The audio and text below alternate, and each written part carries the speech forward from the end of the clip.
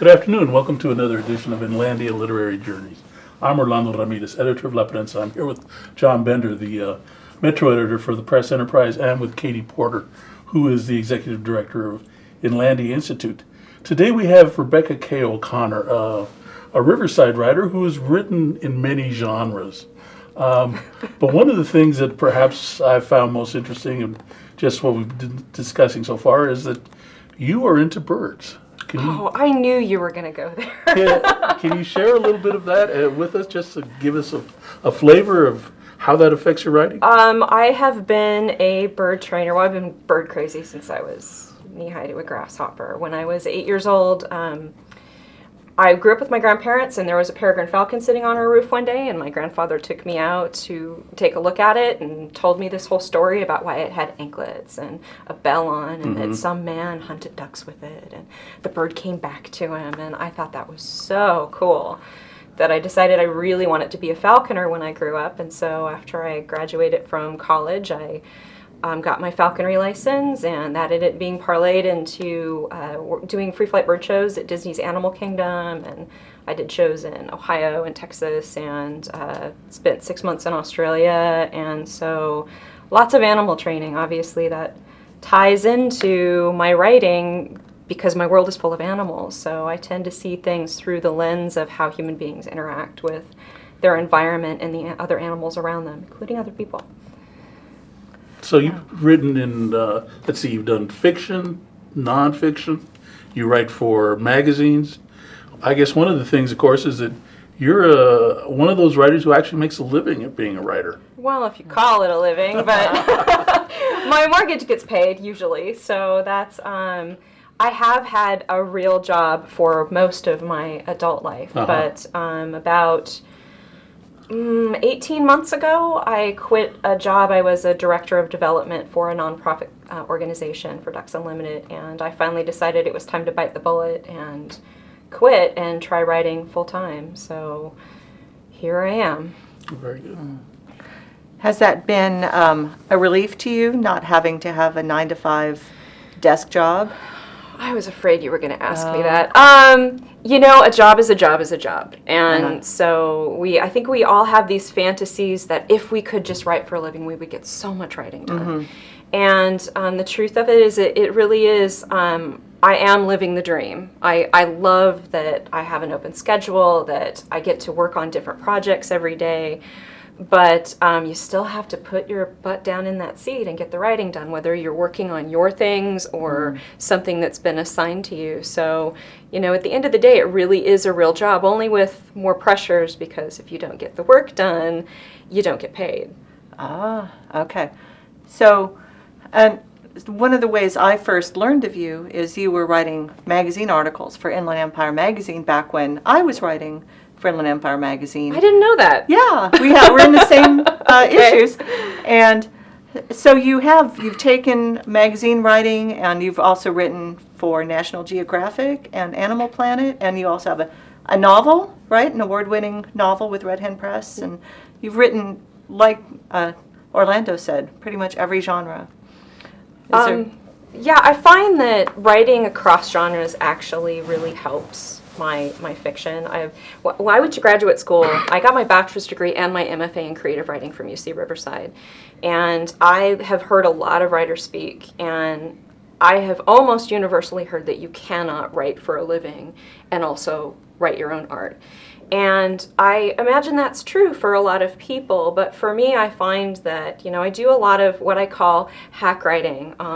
And that's, you know, if I have a book contract for Animal Planet and I'm captioning photos of cute little puppies and kittens, or doing blog posts for National Geographic, or writing a press release from someone, you're still flexing the same muscles. So all of my writing ties back in together to me. It all makes me a better writer, and one's a break from the other. So I don't mind switching genres so much. And you're going to share that knowledge with folks, right? You've got a workshop coming up in your lair, or sorry, what is it you call it? Ooh, I like lair even better than studio. Okay. Yes, in my writing lair, and I have an office in Grand Terrace, and I'm going to be teaching a 10-week course on writing for paid nonfiction markets. So I'm not going to promise that anybody who takes the class is going to suddenly be able to freelance full time. It has definitely taken me at least a decade of building up a resume and making connections, but it's I've got a lot of insider information, so I'll definitely be able to help folks who are wondering where they can send their writing out and get published and actually, at least make some beer money. It's called a 10-week course in creative nonfiction. It's not creative nonfiction, although I will talk some about creative nonfiction and personal essays and where you place those, but it's paid nonfiction market. So we'll cover magazine writing and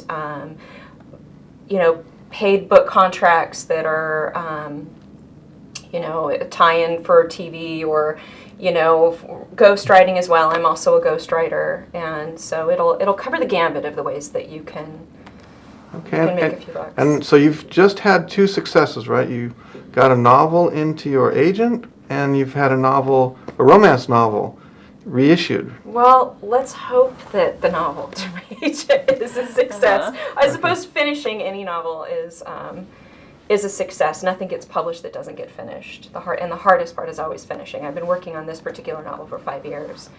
But yes, it's sitting on my agent's desk. It's out with all my first readers. I'm crossing my fingers that everyone loves it enough to give me Title? notes. Does it have a name? It's currently called Broken Highway. It's a dystopian sci-fi with a lot of animals. Cool. That takes place after a virus 180 years in the future, and it's one of 3, so it's a trilogy.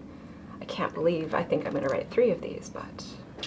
So it's exciting to be done with that and to have that out, waiting to see if something cool might happen. And yes, just today, my romance novel, Falcons Return, just got re-released, and it was the first book I ever wrote, so I have mixed feelings about it being back out there for all to see. Hopefully I'm a lot better than I was 12 years ago. But it was published by Avalon Publishing, which was a publisher that Zane Grey started. And they published a lot of library books, and they were around for a really long time, and Amazon bought them.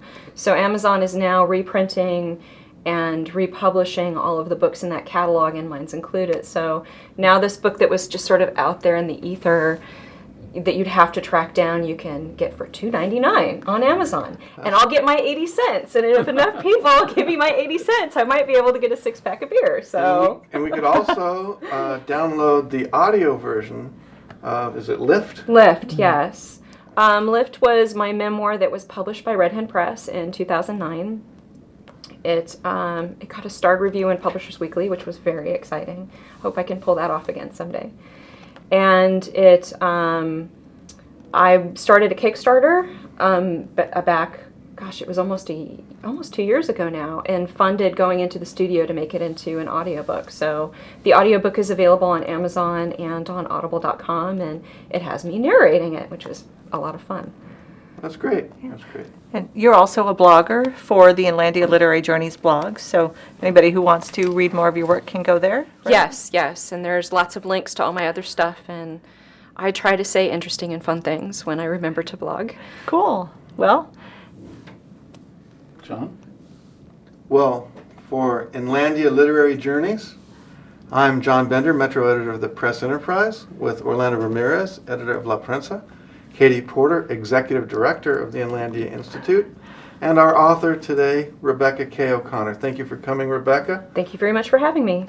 If you'd like more of Inlandia Literary Journeys, be sure to read the Press Enterprise every Tuesday for our column. Also go online to localauthors.pe.com for our blog, where Rebecca and Katie also participate. Thank you.